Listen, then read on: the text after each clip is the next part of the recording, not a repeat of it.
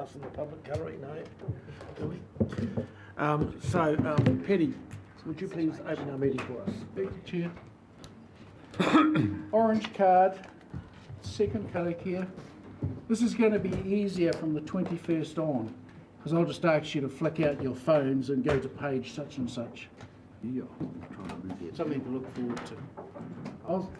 I'll set the pace, you give us the volume, and we'll have a good start to the day.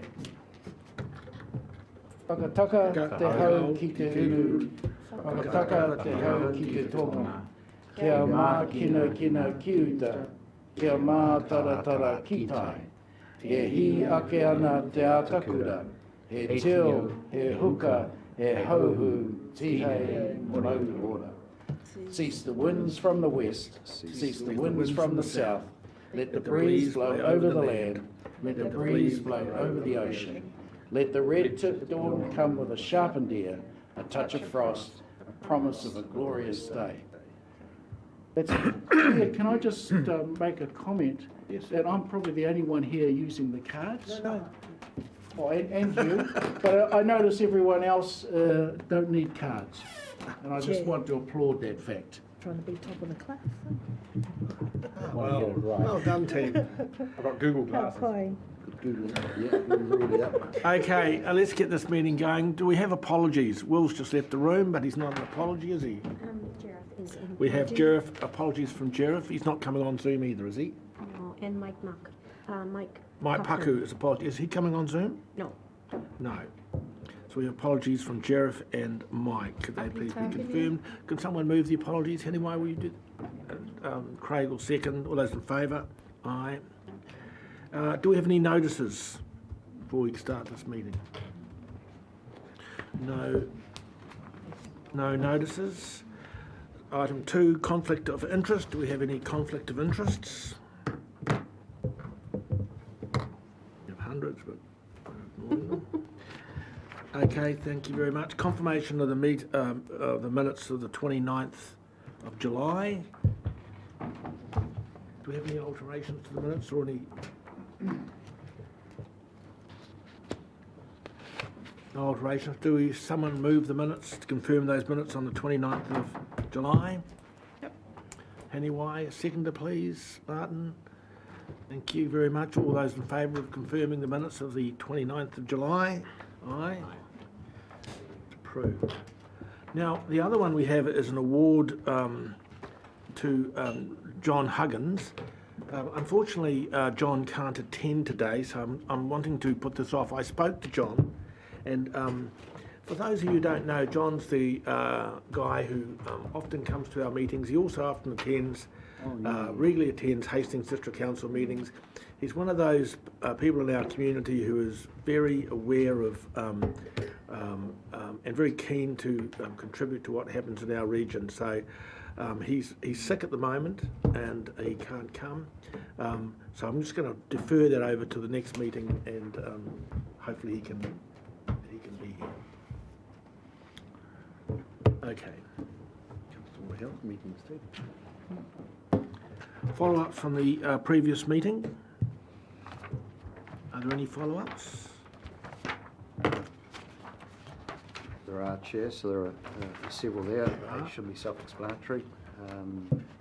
Mr Maxwell was going to give a verbal update in relation to the number of landowners involved in riparian plans per catchment. Well, that would be good if you could do that, Ian. So the update is that for this year we have 61 projects and 44,000 plants going out via our riparian program. Is that the riparian planting that is particularly involved with farmers, or does that include the stuff we're doing as well? There's a small proportion of that that's ours, but the vast majority is the work that we do to procure plants at a significantly reduced price, given we're buying in bulk and then distribute to landowners at their cost. Okay, thank you, Ian. Any questions for Ian around that? Any other issues with those updates? Yes, Mr Chair. Yes. I just want to go to the item from May, 13th, 20th May, the Regional Drought Resilience Strategy. Has that been is that a document that's been produced? So, Councillor, that's a document that's in development. So we've engaged Ag First in the creation of the scope. So the scope is just in its final stages of approval. The resilience strategy will begin. The work proper on the strategy will begin next month, and will carry on over some months, resulting in absolutely a documented strategy, and then also an implementation plan for the strategy that sets out how we're going to deliver the strategy outcomes into the rural community. So all of that work is shortly about to commence, and we'll report back from you. Have you got a date for that? We don't have a completion date, other than it's commencing next month. Sure, thank you. Any other issues? Any other questions? We don't have to move to approve the follow-ups, do we do? So can we have someone to move to approve the follow-ups? Will and Rick will second. All those in favour? Aye. Thank you very much. Item 6, significant organisational activities. We'll just go straight to questions, James. Yes, Chair, although the one that I just wanted to highlight and acknowledge, well, there's a couple that I want to acknowledge. One is our Regional Business Partner Program, and just acknowledge the great work of the team led by Jenny Brown at the Business Hub. This has been an extraordinary period for them in terms of support for businesses affected by the COVID-19 situation. And it's great to see that we've been able to provide so much assistance to so many local businesses, and that work continues, and there is additional funding available for that work over the coming weeks and months, so we'll continue to provide updates to Council on that. And also just acknowledge our compliance team. It has been the busy winter period with still too much burning occurring, which is in breach of the Regional Resource Management Plan rules. And so I just wanted to thank them for their time and effort going in at this stage of the year for that work. Thank you. Any other questions or issues around Neil? With the whole document? Yeah, whole document. Thank you, Mr. Chair. I want to go to item 39. I just want a clear picture of the consequences, if you like, of with the project value in Ferry Road project, $1 million, government funding 640, and regional council contribution 360. Was that an LTP commitment for the project? How does it sit in terms of our funding of it? So the 360,000 is split equally between ourselves and Wairoa District Council, as I understand it, and the 180,000 contribution from the Regional Council has been drawn from the Wairoa River Reserve Fund, which exists for managing these sorts of issues such as erosion on the bank. That fund also funded the bank reinforcement on the other side of the river in relation to the playground just a year or two ago. That's correct, Chris? Yep, and we're also in talks with NZTA about additional contributions as well, as there is a link to the safeguarding the abutment of the Wairoa Bridge. So it's part of the scheme. It's part of the scheme. Yes. So Funded out of the And- Wairoa scheme. yes. Funded out of there. It was a part of our planned protection work there. So we've been working on these issues for many, many years. It's always been unaffordable due to the cost. Sure. And so this has brought it into... Sure. I appreciate the logic. It was where's the money coming from? Did we budget it? Yeah, the reserve fund was never going to be sufficient to undertake this work, which is why it's only been possible through the funding from central government as Sure. part of the COVID Okay. fiscal stimulus. Just continuing on, Mr. Chair, if you don't mind, to 61, same question. The expenditures there. What's our budget track for that? So yeah. So our contribution already sits in our LTP over the 10-year view, so we would need to bring that forward. And we're currently looking at how we can accelerate that project to essentially bring the expenditure, sort of it was in the 1 to 2 million per year over a large number of years, into some much larger contracts. 2 and 3. So we're currently undertaking that work now and talking to partners about how we can achieve that. So we're very much in the planning phase of that acceleration. And that'll go into the LTP, you'll accelerate that as part of that exercise? So we're linked up with the financial people and Sure. that'll be reflected in that. And for current year's work, are you doing current year work? So we have funding available this current year. The current year will be a smaller piece of work. We're accelerating the main project. It'll be a small portion of work this year that's within our current allocations. And years 2 and 3 will be bringing capital forward to fund our contribution. Thank you. You go around the room, Chair. I'm just waiting, Neil might have another one. I do have one other, if Then we'll come to you, Ray. I just thought you go around the room, we'll have a shot. No, you don't need all the have a shot. Neil? Neil. or just the final one I've got on this topic, Mr. Chair, is item 78, and Napier City Council wastewater. Can you give us some idea of the connections, the liaison and conversations that are being had with Napier City on that, and what forum are actually we engaging that in? We had good. I'll defer to Liz on that. Liz? That's through you, Mr. Chair. So we've, the most recent engagement, councillor, has been a 2-hour presentation here in the council chamber from Napier City Council staff about a week and a half ago on the detail around their planning to repair the leaky pipes, but also to accelerate the program for full replacement of the pipeline.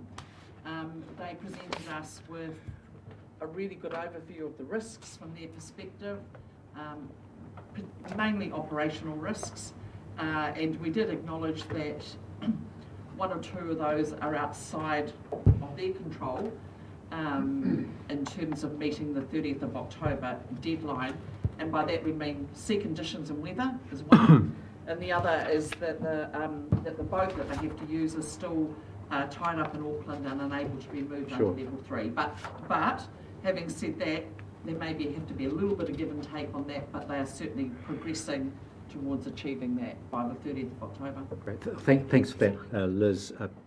Appreciate the update of the detail. What I'd also like to have clarity on is the actual forum that you engage. Is this an ad hoc engagement on that resource consent, or, as we became aware of yesterday, a liaison group generally with Napier City?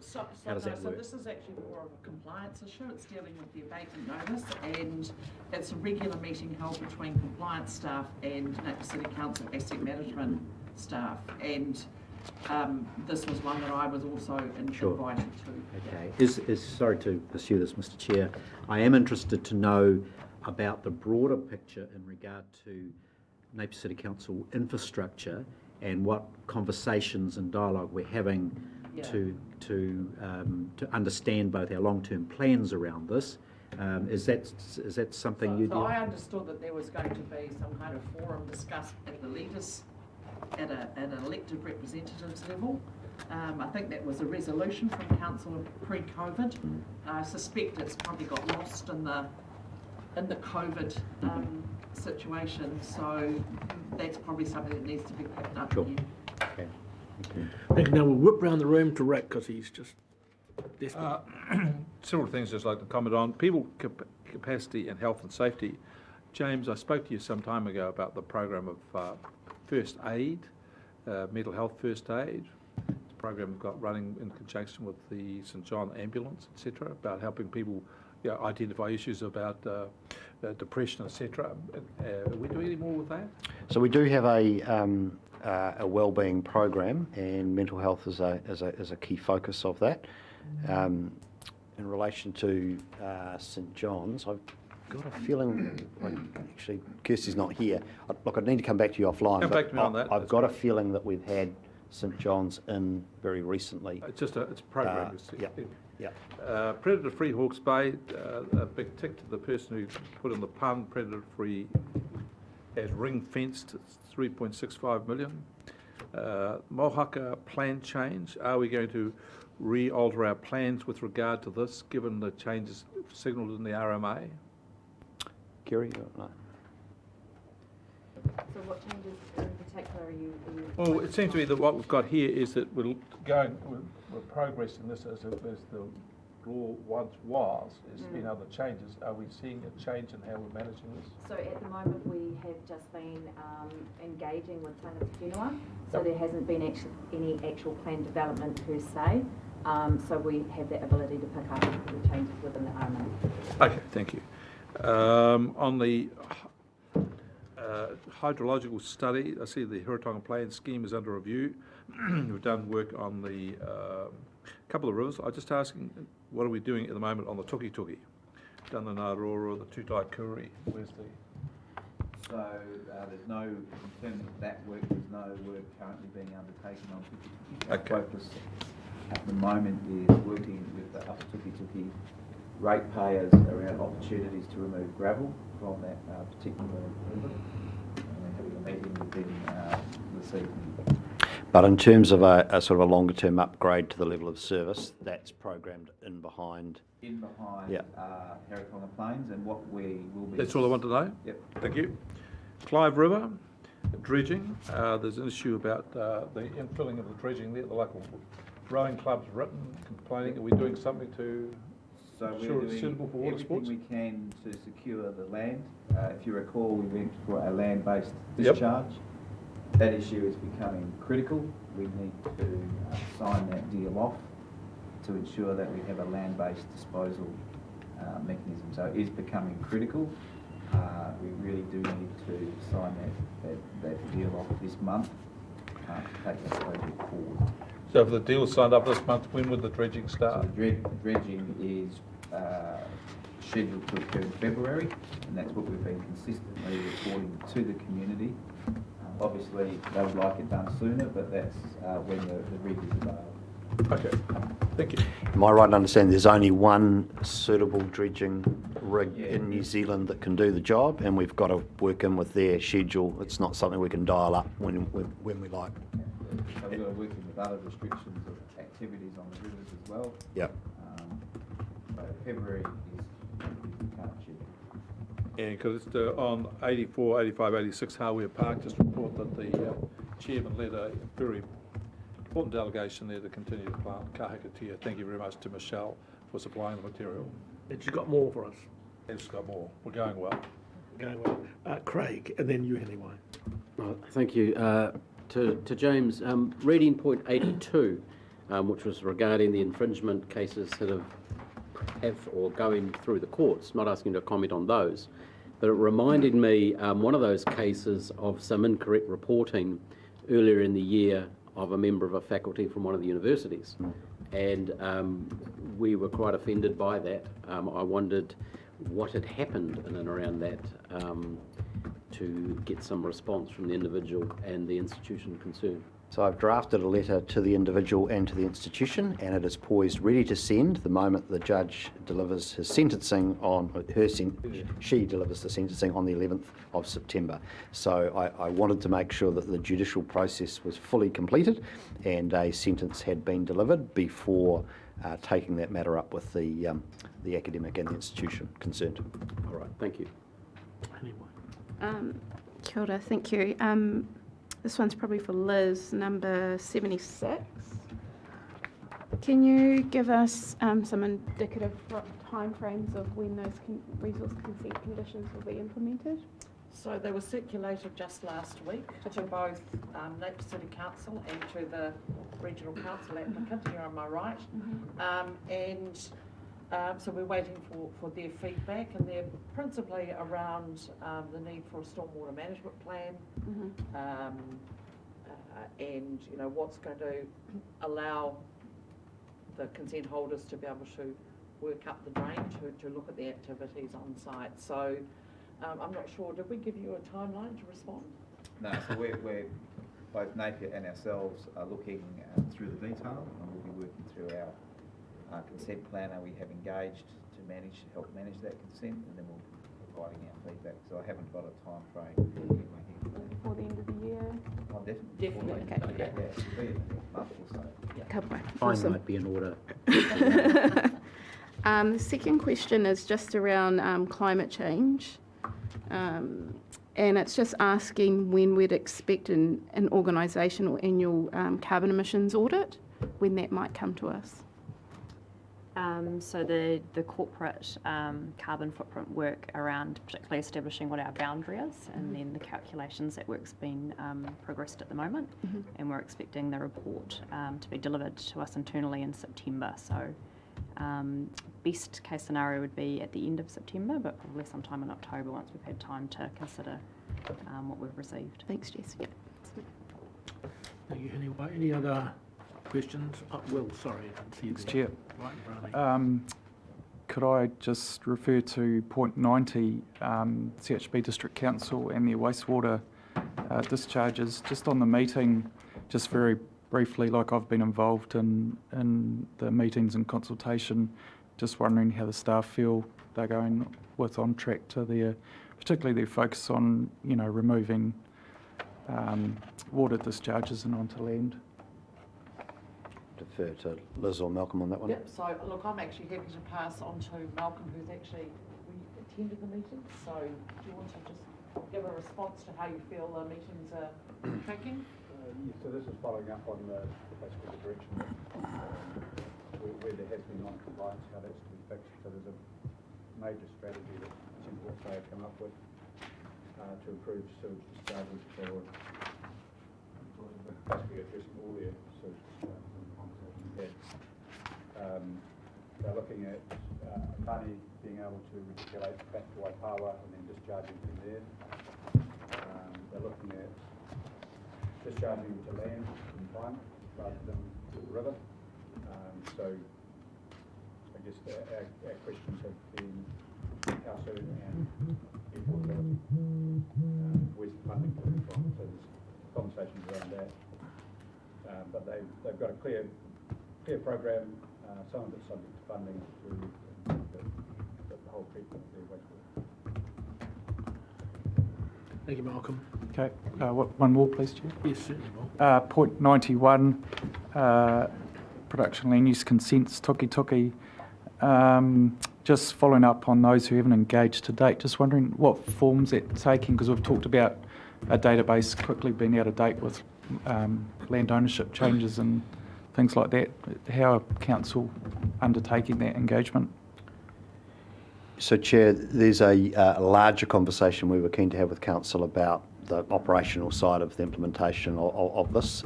So can I suggest that we answer that question at the tail end of this meeting?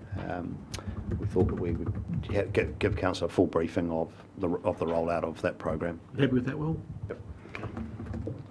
Oh, Michelle, I'm missing you around there. You need to look round here. Yeah, kia ora. I think this is for Ian. Water River Freshwater Improvement Fund application. Do you know anything about that? So is that the Tato Wara? So that's in the area manager update. Yeah. So yeah, look, Nathan's connected to Lewis Ratapu and Tato Wara on their proposal to develop a freshwater improvement fund bid. We're wanting to hopefully partner with them in that and support them in the bid. So we're just exploring opportunities and options for how that might happen. It's up to working progress. Oh, okay. Yeah, I don't remember that one. Kia ora, thank you for that. And just, it's not on the list again, but it's just probably a question for Liz. The wastewater consent, I've just sort of heard nothing for a while. We're close to getting ready for a hearing and looking at potential dates in October or November, or having spoken to the chairman of the hearings committee, possibly even what may have to be December. But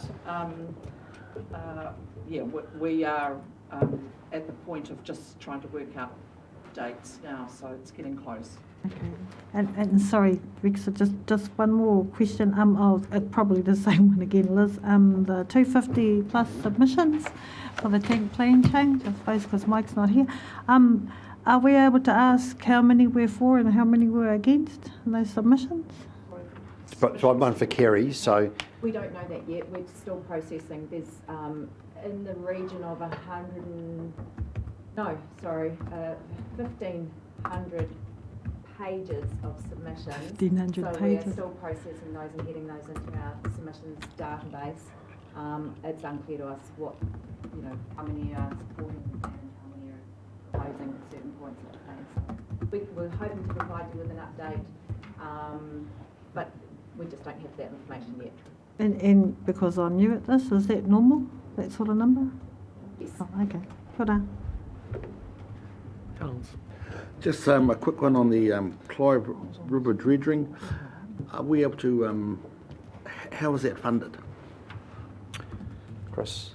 How's that funded? So we collect money every year and build up to a total, so we need to do that dredging approximately every 10 years. So there's a reserve that collects money out of the, I think, the targeted rate scheme, the Greater Heritonga scheme, so that we have sufficient funds set aside approximately every 10 years. Thank you.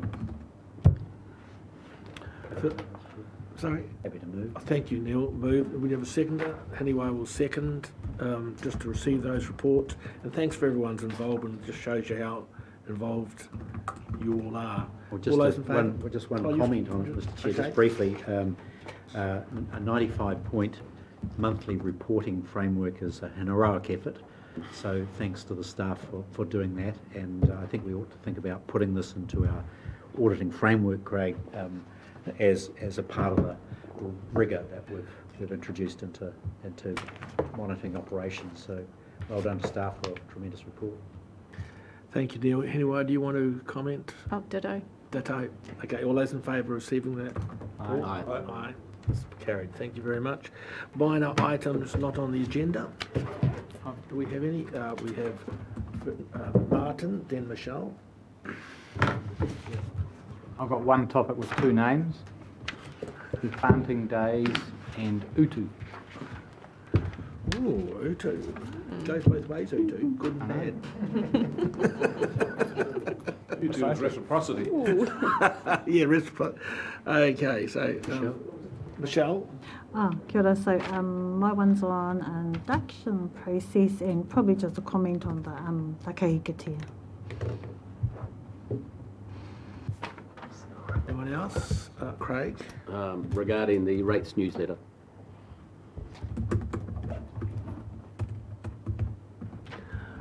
Anybody else? Sometimes we don't have any. Only that we didn't have the our outside committees that we normally. We did ask. No one had anything, but if you've got one, we'll put you in. It's not on the agenda, but just TB free. Yeah. TB free. Thank you. Well, so we'll have to add that to. It's actually not on the agenda, so we just put that into. I suggest do it under minor items. Minor items. I don't want Just it under. exercise your discretion as chair. Yeah, because we want that to. Debate about it. We do want that to be a subject on the agenda because. Just do it. The minute was it's a standing item. It's a standing item, yeah.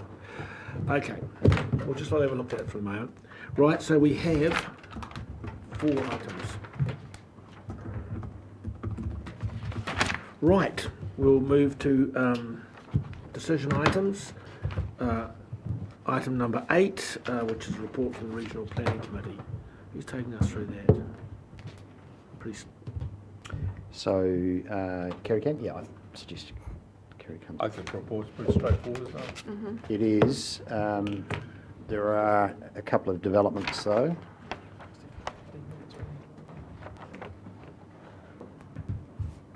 Morning, everyone. Is Kerry going to update us on the developments? Or? I can, yes. So just a quick overview. Obviously, the key items in front of you were from the RPC meeting on the 19th of August, and outdoor burning. The RPC agreed that we would pursue the option 1, which is to follow the existing trajectory of our planning program. Tuki plan change, given the ministerial direction around the streamlined planning process, that option being withdrawn from our toolkit, it was determined that we should withdraw the plan change 6A, when we didn't get round to the Mohaka plan change or the stat ad and resource management policy updates. The key development is actually around the tank plan hearings commissioners. And since we had that discussion the other week, Sheena Tapania has been otherwise appointed during that period where we were intending to hold our hearings, so she's unavailable. So we have the reserves there. We have Antoine Coffin, Richard Allabone and Mark Farnsworth. And we had a discussion and we felt that Antoine Coffin would be a suitable replacement for Sheena. Where's the receiver report here? Yep, thank you. Why do you say that? CEO's call. So we've had this discussion. Yeah, so look, yes, you have delegated authority Yes. to me, but given that you actually haven't yet adopted the recommendations of the committee, I thought it was useful to perhaps reset this today, and it is our recommendation that we swap Sheena out with Antoine. Is that because they have similar skill sets? That's correct. That's right. Well, I'm happy to move the adoption of the report of the Planning Committee, noting and confirming the and adopting the recommendations regarding the Regional Planning Committee, outdoor burning, the Tank Plan Commissioners, substituting Sheena for Antoine, and the Tukituki Plan Change 6. Do we have a seconder? Do we have a seconder? Do you wish to speak, Rick? Anyone used to speak? So you wish to speak, Martin? The skill set that Sheena also brought to that committee was a legal one. She was the only qualified lawyer on that committee. And I'm not entirely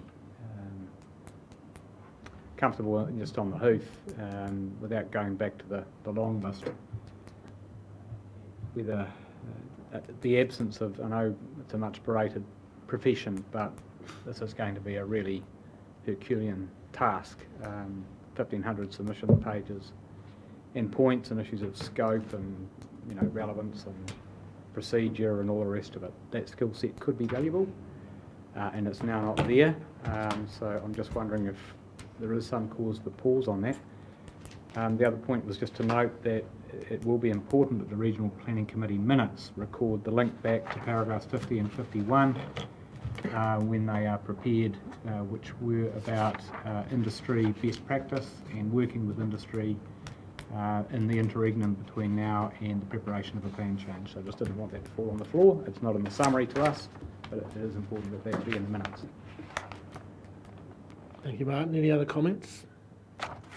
Okay, we'll move that. Yes?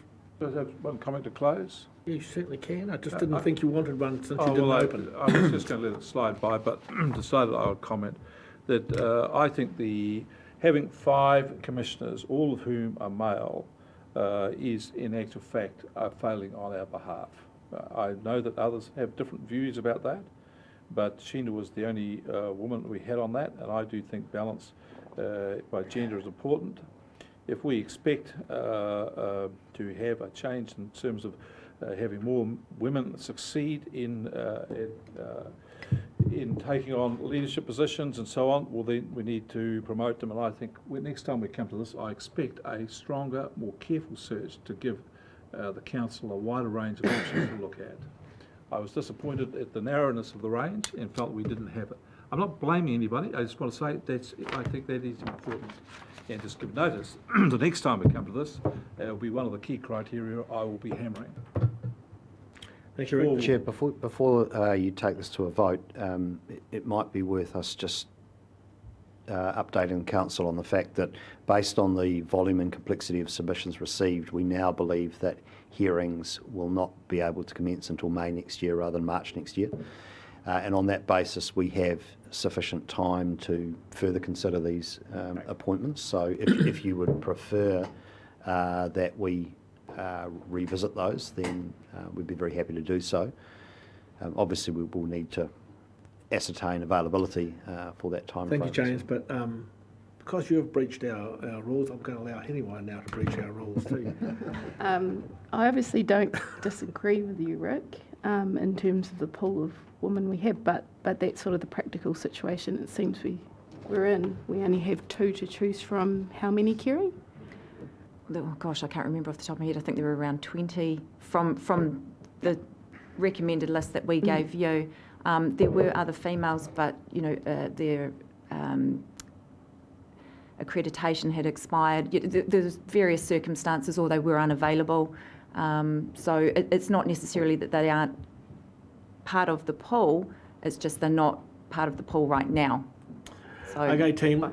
We're out of process here. I don't accept any of those. Yeah, well, thank you, Rick. Got your comments. We should have made them a couple of days ago. I did, at the time. Okay, rightio. We have a mover and a seconder. The mover has spoken twice, 3 times, and the seconder has spoken. All those in favour of second recommendations?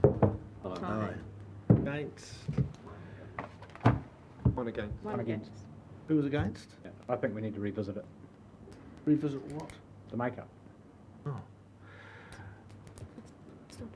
Well, The recommendations passed. Carried. yeah, if we wish to revisit We're not the makeup, revisiting. We're not having a conversation about this now. From you, Martin, or from Rick? I didn't say a word. Had I a just conversation. you're having a shocker, Chair. Well, you got this all being under control. I know, it's like herding chooks. You moved to close Okay, the so debate too regional quick. planning Close recommendation the passed. debate too quickly. 9, item 9, Hawke's Bay environment key issues. This is a biggie. Oh, thank you.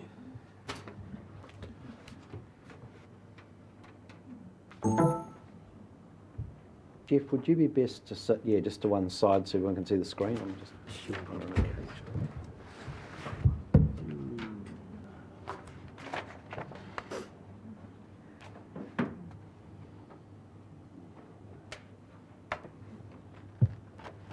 So everybody's familiar with Dr. Jeff Smith, our Manager of Science? I think so. Floor is yours, Jeff. Thank you. I've just got a few slides. I know we don't have a great deal of time, so as the report says, our State of the Environment delivery in the past has been a big stack of really highly technical reports that wasn't widely used, wasn't widely read, and really something had to change to make it more appropriate for council and community. So we've put together this key issues report that was part of the agenda. And one of the things we also wanted to do in this report was build the connections between the key issues and the actions that council are taking, and make it easier for readers to understand. So what we've got is also a place-based report. So there's 3 sub-regions that we use to report on. The Hiratonga sub-region in the centre, and north of that was the northern sub-region, and the southern sub-region incorporating the Tukituki, Porangaho and southern coastal catchments. One of the things that happened while this report was being written was that the NPS for freshwater management was being seriously amended. Went through a few iterations while the report was being written, but at the end of it, there's a whole page in there of requirements for our State of the Environment reporting going forward. We're required to publish a synthesis report at least every 5 years.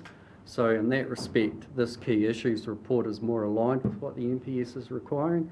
We're also required to look at causes of degrading or degraded water bodies, the pressures on those freshwater bodies, get out our crystal ball and make predictions of what the future's likely to hold. And one of the things it also requires is that it needs to have an ecosystem health scorecard that is easily understood by members of the public. So I regard this report as a step in the right direction, and our next report will definitely be compliant with the National Policy Statement for Freshwater Management. So for each sub-region, we started off with a summary page with the key issues on one side and the actions that the council are taking on the other side. And then at the end of each section, there was a longer, more expanded summary, and in between there was the more technical detail. So I think between those 3 delivery media, it will be easily understood by the general public with all sorts of levels of understanding of the issues. It meets our, this is, I think it's a really important document for the council in that it's our scorecard, our environmental scorecard, and slots into so many strategic plan goals. Firstly, that we need to have, the NPS requires that all catchments have to have land and water plans notified by December 2024, so this will be a key document for informing that process. They need to have agreed quantity and quality limits that the community agrees, and this document will go a long way to informing that. Swimmability requirements is in there. Life supporting capacity of degraded rivers and major streams needs to be addressed by 2050, and that's part of it. It also will inform the regional water security program. Again, catchment management plans to make improvements on land that lead to water quality improvements. There's links in this report between the land and the water bodies. And also over there in infrastructure and services pillar, obviously the requirements for meeting air quality standards. So I wasn't going to get into the actual content of the report today, but I'm happy to answer questions, and also really keen to take feedback on how the structure of this report was received, and also we are reviewing the frequency of these reports. We've been delivering these every 5 years, but there's a really strong case, I think, for making them more frequent, in particular to align with our organisational business, LTP, and so forth. So that's the short, sweet presentation. Happy to take questions and comments.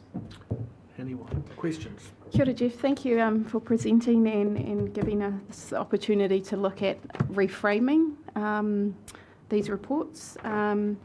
So in your view, if we were to change them to 3 yearly reports opposed to the current 5, what are some of the pros and cons of doing that?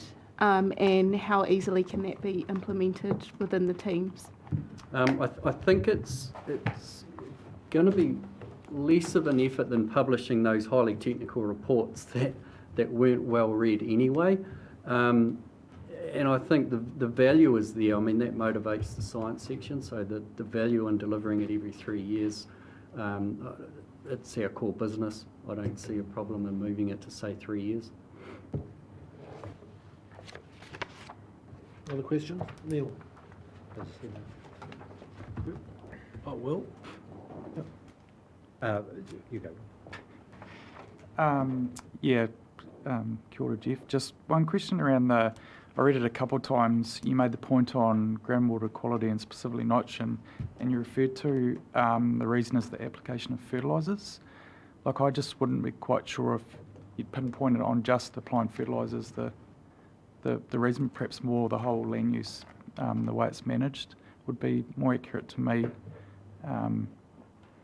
or more a better generalisation than trying to pinpoint it on just the application of fertiliser. I don't know what you think of that, but I actually agree with that. I'll revisit it. Thank you. Well done, Will. Neil? Well, thanks, Mr. Chair. Jeff, this is an extraordinary document, and my congratulations to the team for the preparation of it. I just think it's absolutely superb. Thank you. And ought to be driving everyone's activities. I'll just take you to page 63, if I could, or 62. And I just want to get your feedback on what you do with this information, and this is in relation to the sedimentation taking place in the Wairau catchment, Hawke through to Mahia.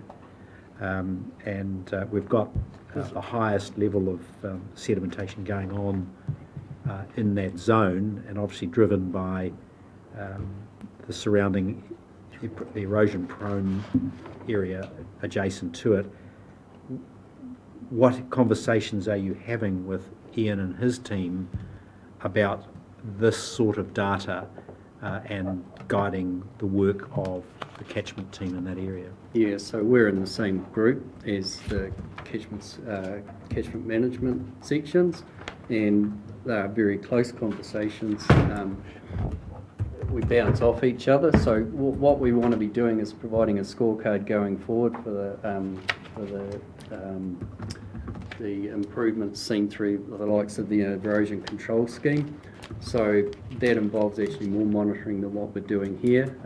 What's not reported in here, as much as we'd like, is suspended sediment concentrations during high flow events, for instance. So we've got new instruments out there now that are sampling during high flow events, and as I've said in the report, it's a legacy issue that's a consequence of many years of activity, and it's going to take years and perhaps even decades to see to resolve these. So our role is to keep that scorecard going, and that's one reason for having a 3-yearly report, is to more frequently report on the success of these programs.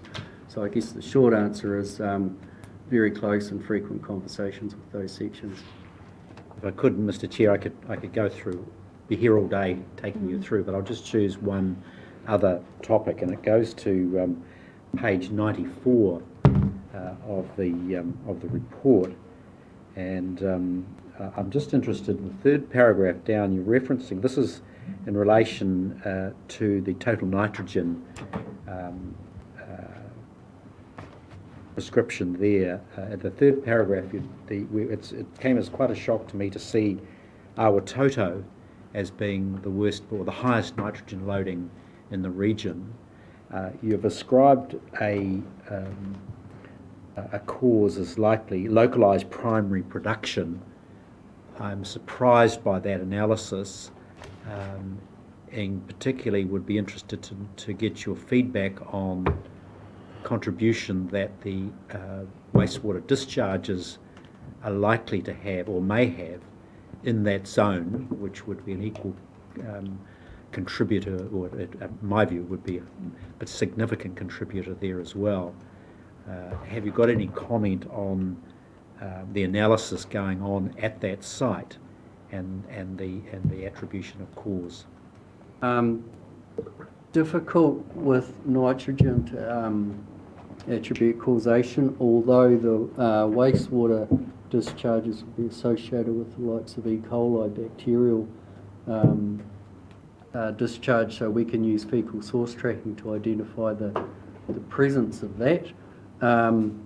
It's something that needs further investigation, absolutely. I think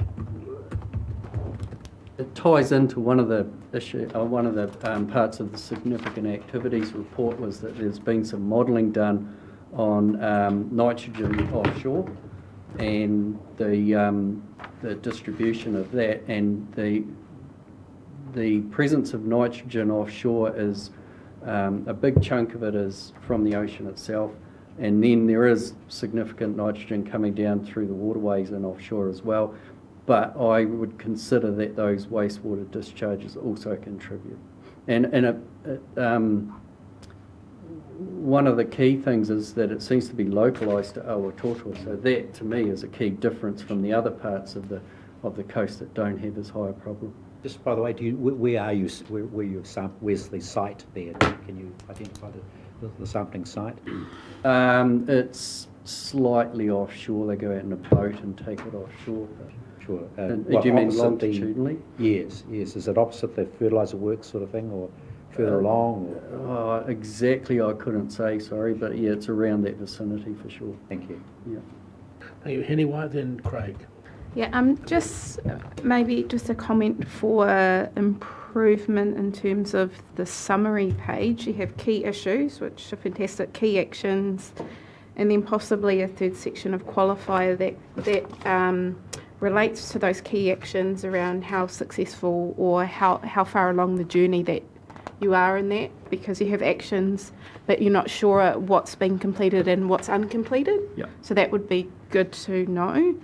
And then I think just the second thing is, this is really interesting, and we can get into the weeds, which is why I probably need to ask James more than anyone why it's not coming to the Environment Committee. Yeah, basically, that's it. Yeah. Can I respond to the first question? It is a really good point, and that's what I want to see in there is the success of these actions as well. I think, as the report says, it's a lot of these actions are fairly recent initiatives, and it's going to take time to see improvements. So that's what we want to see as a third column in there, saying, yeah, we're getting there. So this report has been somewhat overdue, and the original decision was that we should take it to the Regional Planning Committee, given how fundamental this is to the RPC work in terms of regional policy and planning. So it did go to the last RPC meeting, but unfortunately we ran out of time. And so what we thought we'd do is get it through here today, so there wouldn't be any further delay in terms of public release of the document. But we can certainly bring it back to the ENICC committee for further discussion, particularly if there are areas of focus. And what I'd suggest is, given that we've got a big science team with lots of specialised expertise in there, is if councillors want to email Jeff or Ian with indications of particular areas that you would like a presentation on, once you've absorbed the report, then we could provide that rather than assembling 15, 20 scientists and then bouncing all over the report. I think some specific focus on some areas would be good. And Chair, just while I've got the floor in relation to Councillor Curtin's question, so in the significant activities report there was a hyperlink through to the coastal report that Dr. Smith referred to, and on page 26 of that report there is a table which outlines the contribution of nitrogen and phosphorus to Hawke Bay from various sources. And so for nitrogen, the contribution of the Napier wastewater treatment plant is 3.5%, and for the Hastings wastewater plant is 2.7%. 20% of the nitrogen going to Hawke Bay comes from the Tukituki catchment and comes from the Tukituki River. Interestingly, the Ngāraroto Tutaikuri system combined is only 3.4%. So we're seeing a really significant concentration from the Tukituki catchment of nitrogen through to Hawke Bay, but also from the Mohaka, which contributes 10%, and similarly the Wairoa is close to 10% as well. So those are the catchments that are really contributing a significant proportion of the nitrogen to Hawke Bay. So we need to dam the Tukituki. Well, I think what it underscores is that the work that we are doing in the Tukituki catchment around nitrogen management at the moment is really important. And while there might be a range of views in the community around whether that regulation is targeted at the right issues and whether nitrogen in the river itself is causing significant problems, I think what we can see is, in terms of our coastal environments, the nitrogen discharges in the Tukituki catchment is contributing to our coastal water quality issues. Thank you, James. I'll come back to you, but Craig first, then Rick, then Charlie. Thanks very much. Picking up on Councillor Foley earlier talking about the DIN measurements and things like that, page 64, it's not a very good indictment on the Karamu or Ahuriri streams, catchments at all. I wonder if you could just comment further, because I think many people would be surprised in your comment that it says overall the conditions at the state of environment sites in the Karamu and Ahuriri catchments rank the poorest of Hawke's Bay in many factors. Most sites in the Karamu had amongst the highest concentration of nutrients and E. coli and lowest MCI and habitat scores of all sites across Hawke's Bay. So the urban waterways are featuring in the absolutely wrong way on this score under virtually any measure, the positives or the negatives. Is there, but earlier on in the paper, it's, the further upstream, it's some of the clearest water we have across Hawke's Bay. So do you have any further comment to that? Or are you looking at measuring that more intensely or more often, or reporting on it more? for the next report if we go, say, 3 yearly or something like that? Yeah, so we've got a meeting this week with Napier City Council, who have also been doing sampling in the urban streams, and we'll be working closely with them, and definitely we'll be reporting on that in the next SOE report. Okay. Well, I'm particularly interested in that, and that narrative, the urban versus the rural environment. Right there, these streams that everyone virtually passes every day, they are not flash, and that's not at all a very good picture. So thanks. Before I come to Rick, you should go for a canoe ride down the Karamu sometime like I've done. It's not a pretty, all right. Rick? I just want to come on the comment that Will is seeing an editorial change to, and so I'm not entirely opposed to that, but I would be very reluctant to see it simply go to the issue of nitrogen simply being about land management, because I think that then kind of masks what the true driver of this is. The fact is that we've got nitrogen issues in our river for two main reasons. One, we dump thousands of tonnes of nitrogen on the land, which is not a natural thing to do. We do it for humans, we do this. And the second thing is that the areas such as the plains around our area have, until recent times, never had stock on them, the numbers we've got. So we have, in some of the plains, thousands of dairy cows. Well, these are not natural, not normally here. And they're urinating onto the land, and of course then the urine, you've got nitrogen going up. So these are the drivers of this. That's why we've got the problem. The land management is a secondary thing. So I don't want it to be written in a way that masks the underlying drivers here. So you can rewrite it, but I want the truth to be there, clear. This is how the nitrogen's coming at these levels, and that's why it's pouring into our rivers and out to sea. So we need to understand this. I'm a little unclear on how those two don't come under the category of land management. Well, no, but if you just write land management, this is an issue, surplus nitrogen in the river is just a matter of land management. It kind of masks what is the drivers here. Oh, it's not land management itself is doing, is that we are humans putting, because we now have an industrial process for producing nitrogen we never had before the 1930s, we can now produce thousands of tonnes of nitrogen, and we put it on the land to turbocharge the land's production. This is a good question, Rick. I'm just saying, I'm making the point. No, Yeah. just make the point. Yeah. If you want to change it, I'm happy for you to change it to land, but I do not want you to write it in a way which masks the underlying drivers. Thank you. I think you got your message. Charles? Yeah, kia ora. Question, Charles? Is it a question? Oh, definitely. There's a question in there somewhere. He wanted feedback as well. But so feedback, that's what we asked for feedback. Okay. That's why you bring it to the Environment Committee, it takes time. Can I return now? Right, Rick, you can go back to your thing. Yeah, with just regards to the sunny Mohaka, obviously we understand back home the role of the Mohaka is just a big clay chute from the interior down to the sea. That's why you've got that skinny channel, I guess, on the map. And it drains the whole of, from the Kawekas right around to the Waikato Moana. So it's really a huge area. But we appreciate the report you've got here. But one of the important things that the river does for us is it actually carries a lot of gravel down the river. And we think that's obviously important somehow for the rest of the bay as well. And that it provides, beaches don't really have sand around Wairoa, they have the gravel from the Mohaka and other places, and they whittle right down to a really small size. It creates the look of a beach, but it's really gravel. So, yeah, I just wonder if you could, if there's going to be a chance to look at the gravel loading of the Mohaka. And is there? I think at the moment the science section's focused on the fine sediment issues, but Chris Dolly. yeah, perhaps Chris could comment on. Yeah, so that's the intent of the question. So we do abstract gravel out of the Mohaka. I think it's about 50 or 60,000 cubic metres per year.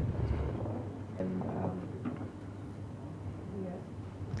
Yeah, but a lot of it obviously goes out to sea, so it has a purpose. yeah. So yeah, I'd just like to see a bigger picture, I guess. Plus the other one, of course, for us is like you've called it the Esk River, the sub-region. that's obviously the watershed created by Mount Haruru Range, which again is important for a lot of us. Yeah. So the Esk River, well, obviously you picked the short title, we actually call it Te Waiohinanga, and that comes off the Mount Haruru Range, so does Arapawa Nui Waio, and so does the Waikari. Sorry, Te Waio. Waikuau, sorry. It's the traditional. Te Waiohinanga. Yeah, thank you very much for that. Yeah, because you've got the Waikuau and Arapawa Nui, they come off there too, and so does the Waikari. Okay. Yep. Another. Thank you, Charlie. Was that a good question? Was that a question or you were just following the race? Well, it's just to get that holistic thing in there. Following on from the... Well, if you got a question, comment too, have you? Will raised an issue. He sort of spoke about commentary, and then so... Yeah, I do have the the last one I've got, of course, is not, maybe it's not scientific to the sediment, but it has an influence on our rivers, and that's the amount of flora and fauna that we do or do not have. Okay, have we got any questions for Jeff, or before we can move in a second, then we can take these relevant comments? Is this going to be taken into account with our scientific study? That's what I'm asking. Yeah. Otherwise, that's the question. Otherwise, we haven't got a good, clear picture. Yeah, we measure you. fish species. Oh, sorry, should I respond, Chair? Yes, you need to respond. That was the question. Yeah, thank you. So we measure the fish species and shellfish and what have you in the marine and coastal programs. Terrestrial biodiversity, I'd actually like to see more of that and some of that in this report, which Horizons Regional Council do. And as for the flora, yes, we do in-stream flora. We measure periphyton and take observations of macroflora as well. Yeah, I'm just mindful that our long-term plan talks about water, land, and biodiversity. Biodiversity is not what I don't see in here. Okay, thank you. I'm happy to move. Happy to move. No more questions? We'll take mover and seconder. Right, anyway, do you wish to speak? Oh, just that I note that I'd love to see this at the Environment Committee next time. Wait a minute. Neil, do you wish to speak now? Or? Yeah, previous now. chair with us. Okay. And then Michelle, you. Thanks, Mr. Chair. Look, this is a tremendous report. It's the reflects a tremendous output from the science team and brings it all together in a very, very comprehensive package that does credit to the council. There is a downside to it, though, in that the 5-year intervals show declines that are so depressing, really, and so it brings us back full circle to what we need to do. But without that information, I think Councillor Barker referred to this before, if you don't know where you're going, any road will do, but at least we know what the road looks like. I'd have these other comments to make in support of Councillor Ormsby, that we do need a significantly focused discussion at the Environment Committee on a number of the elements in it. We need to dissect this. This is the most important work we do, in my mind, is to get inside these and understand the issues that are engaged. The final point I'd like to make, Mr. Chair, in terms of feedback and potential enhancements to it, I would suggest that some prescription or a Mataranga Māori approach needs to be analysed and be a part of the consideration. That's where our future lies, and we've got very, very number-driven analysis taking place, which is essential. But on top of that, and underlying or overlying that, is the Mataranga approach, and I'd like to see that in the next iteration of the document, or at least a companion document developed that reflects the same approach. Thank you, Michelle. Which is, it's a good segue into what I'm about to say. I welcome a 3-year report instead of a 5. And yeah, some of it is dismal reading. But just one of the things you put up on the slide, tangata whenua values identified for all catchments. And, I suppose one of our main value when it comes to the environment is the Māori. and also acknowledging the new freshwater policy includes the mainga kai. So I just want to put a suggestion forward that we do have a Mātauranga Māori monitoring tool, which is called the Māori Compass, which is used in the Gisborne District Council, and one of our Māori committee members in Wairoa is the exponent of that. She learned off Ian Nudu. All these pages of information, and it's the Western science, we need to start recognising our side of things. And because one of the things she monitors is the tuna and looks at our fish and the fishing environment and how healthy that is as well. So I don't really see too much of that, you know, how healthy are the tuna. So yeah, that's my comment. For the next 3 years, if that's what it's going to be, I'd like to see the Māori Compass report alongside the Western Science. Kia ora. Thank you, Michelle. Martin? Thank you. I'd just like to tautoko all of the comments about the utility and value and work effort that's gone into this report. This is a great baseline for informed policy interventions right across all parts of this council from this point. So, you know, it was just fantastic to see. It's something we should probably keep beside our bed at night for reference to make sure we're on target. Just a couple of observations that really struck to me is just to, again, to pick up the big problem for Ahuriri Estuary, just what a standout that was. A tribute to the Taharua in the Mohaka catchment breaching the nitrate toxicity limits. I mean, that's just off the charts. That really is quite extraordinary. The poor shape that the estuaries are in, right up and down the Rohi, from top to bottom, and really the pressures on the Ruataniwha, both in terms of, and indeed that catchment for Tukituki in terms of surface water, groundwater, volumes and quality. You know, those were big standouts for me, but what they all lead to is informing the interventions. And other than, say, nitrogen, most of those wagons for me circled back to our erosion control scheme and our riparian planting, and I'll come back to riparian planting later in the meeting, but just how critically important that investment is intergenerationally for our estuaries and the health of our river, particularly around sediment. So a great way to sort of fly in an informed and determined directional way towards the outcomes we need. So thank you. Thank you, Martin. Rick first, Charlie, then you, Charlie. Well, could I just say thank you for the report? I really enjoyed it. I've got two procedural criticisms. Firstly, that this report, in my view, shouldn't have come directly to council, it should have gone to a committee. I thought we had this rule straight. Everything goes to a committee for consideration, then report up. Second point is that I agree with Hinawai, it should have gone to the Environment Committee, for them to consider.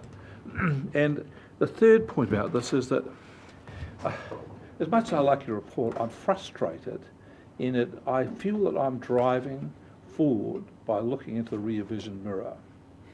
That's what I feel about this. We're always looking backwards.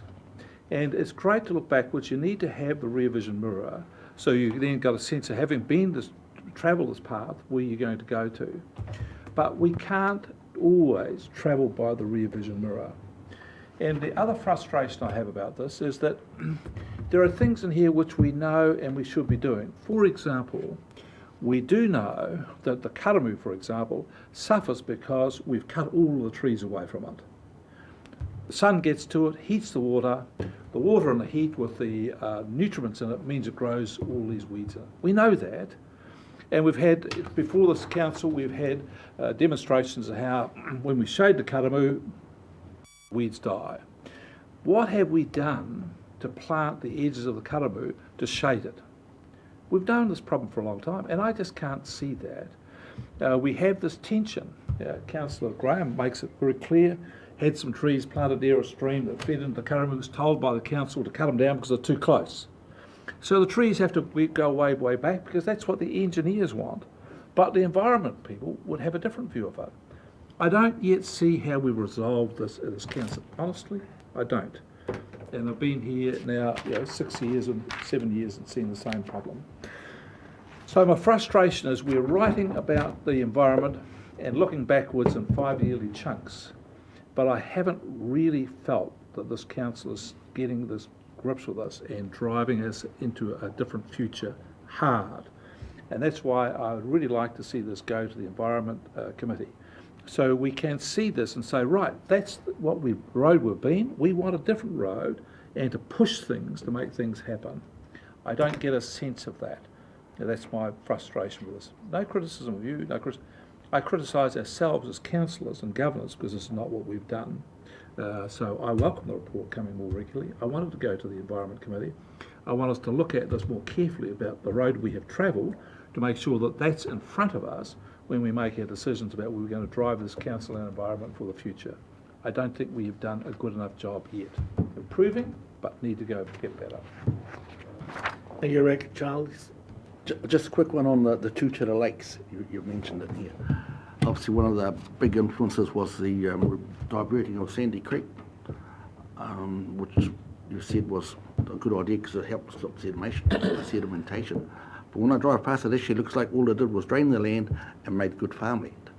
And when before, with the wetlands there, for quite a long time, hundreds of years, there were heaps of eel weirs along that northern side, through they're taking in the swamplands and the muddy areas which house the large amounts of tuna, but they're all gone. So while we accept it was probably an economic decision more than a sedimentation decision, because since then there's still a lot of sedimentation going in the Tuta. That hasn't changed actually, and it is a lake, I guess. It is prone to flooding and whatnot, but there were a few other things going on there too, and that was the taking out the hydrilla out of the lake, and out of the other two, the Opoahi and Zealand, I think. So that was good. But yeah, I really think there used to be a great wetland there, obviously, but there isn't now, and that's what's really affected a great part of the lake. It filtered a lot of stuff, but so the sedimentation must be still getting in there, and probably coming from the other end. Thank you, Charlie. Are there any other speakers before I go to Henny White? Will, do you wish to speak? Yeah, I just can't let our little mine and Councillor Barker's debate go over the side. Here's your chance. Look, I think it's totally all comes down to land management. So land management, land use, whatever you want to call it, is the decisions made by the land manager around how he manages that land. So those include the type of livestock, the number of livestock, the type of fertiliser, number of livestock, and so on.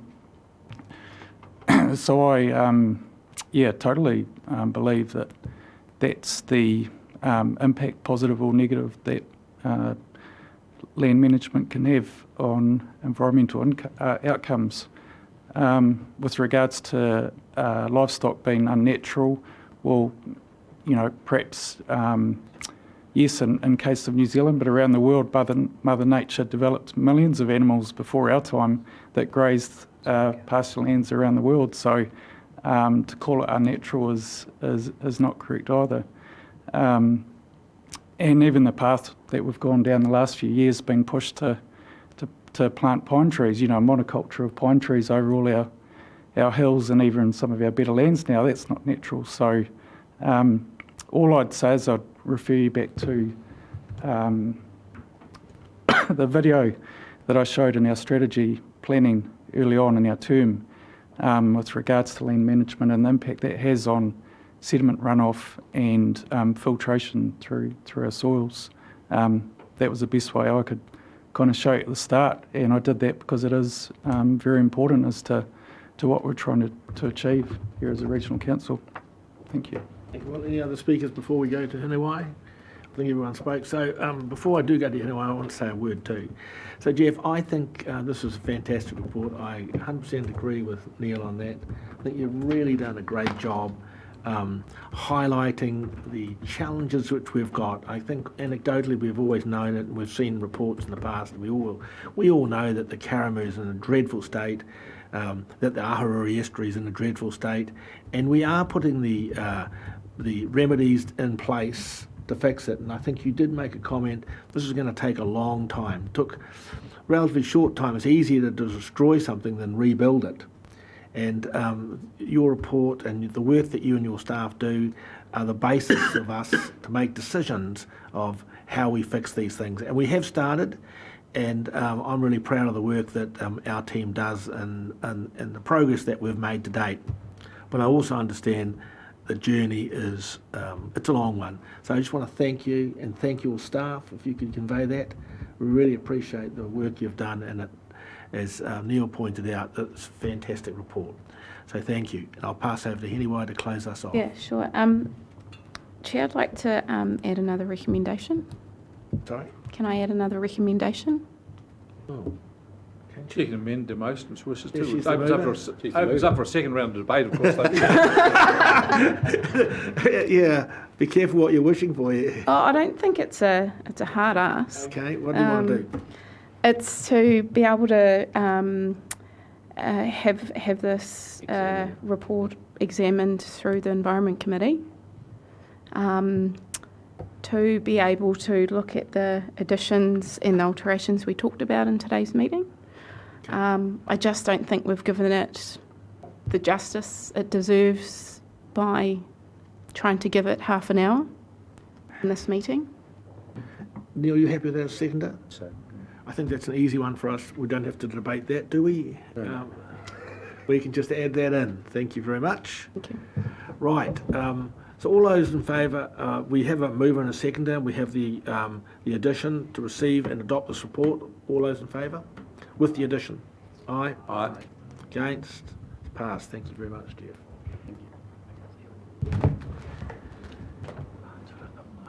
So we'll come back to your science strategy. Right, item 10, fixing the common seal. Oh, thank goodness we've got Rick back. Do we have a seconder to fix the common seal? Craig, you just wish to speak, Councillor Barker? No, Craig doesn't. Oh, can I speak about nitrogen again? Only if you let Will can follow you. All those in favour of fixing the common seal? Aye. Thank you very much. Information items. Item 11, report from the Clifton and Tongariro Coastal Hazards Group. I move the report be received. No, we haven't got Chair if you speak to it, but Chris can. Yeah. Chris can speak to it.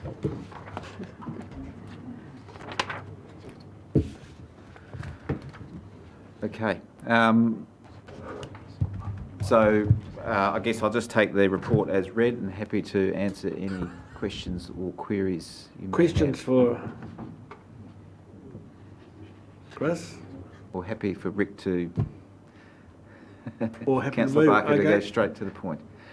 If there are no questions, we do have a mover. Do we have a seconder?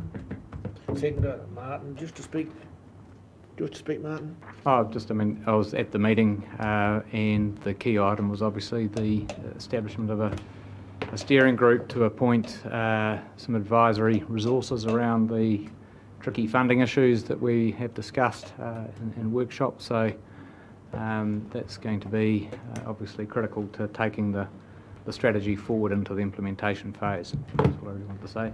Any other speakers? Rick doesn't wish to reply. All those in favour? Aye. Aye. Against? Thank you very much, Chris. That was an easy let off the hook, wasn't it?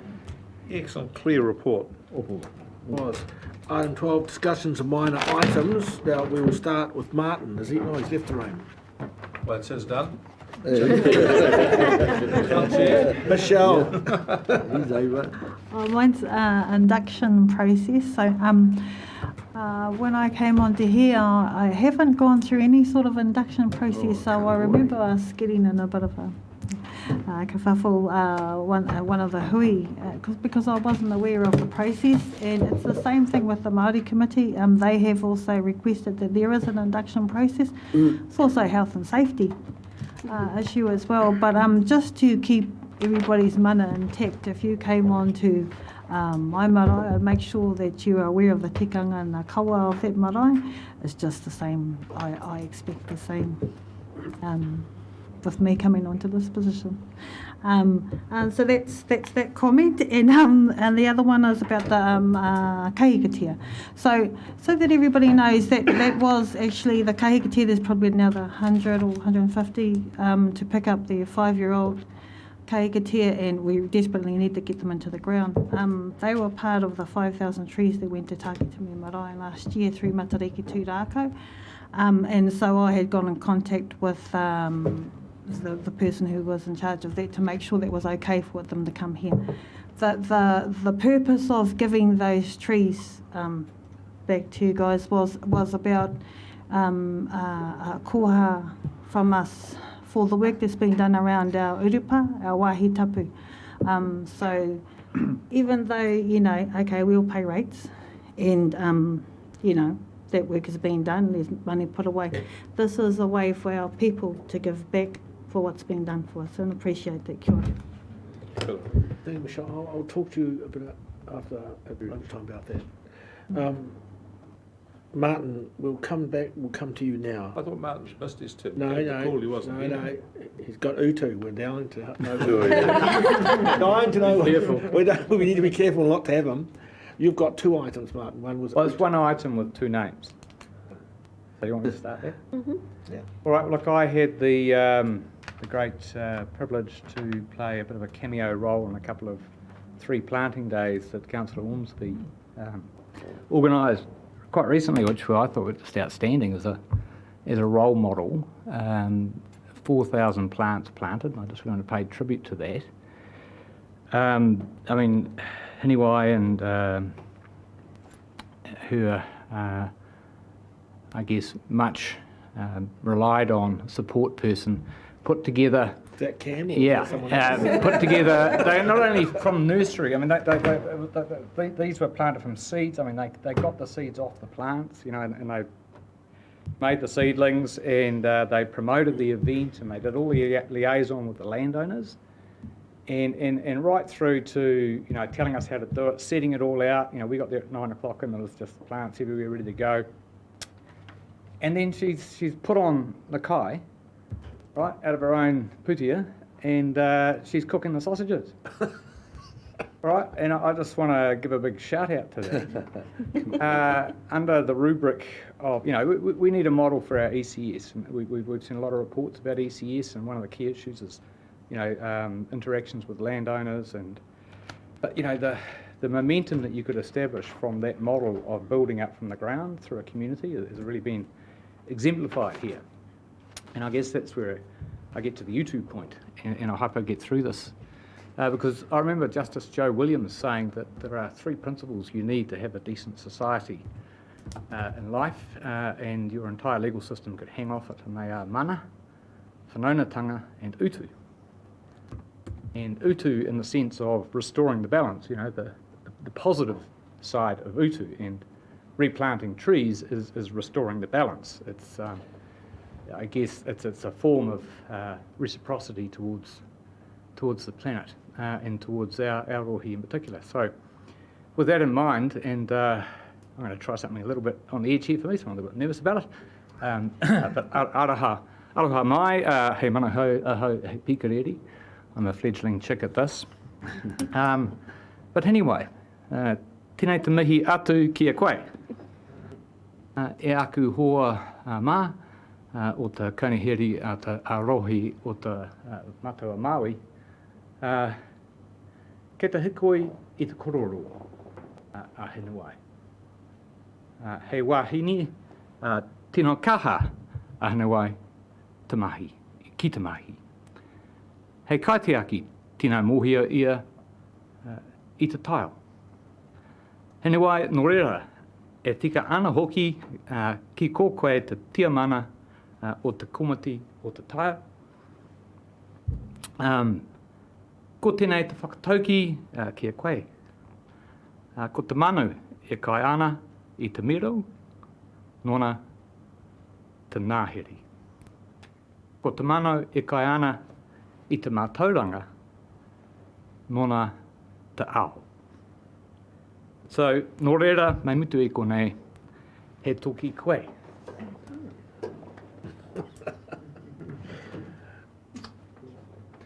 So what I just shared there is that